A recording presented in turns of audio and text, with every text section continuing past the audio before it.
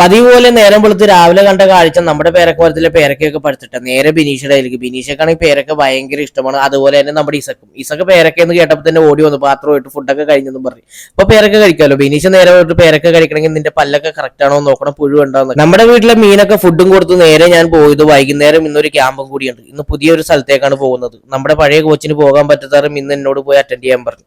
അതൊക്കെ കഴിഞ്ഞ് നേരെ വന്നപ്പോഴത്തേക്കും ബിനീഷ് അതേ മാങ്ങ ചെത്തുന്നു, ഒരാൾ ഉറക്കത്തിൽ നിന്ന് എഴുന്നേറ്റിരിക്കുന്നു. ഇനി നമ്മുടെ റോഡോനെ ട്രെയിൻ ചെയ്യിപ്പിക്കുന്ന പരിപാടിയാണ്.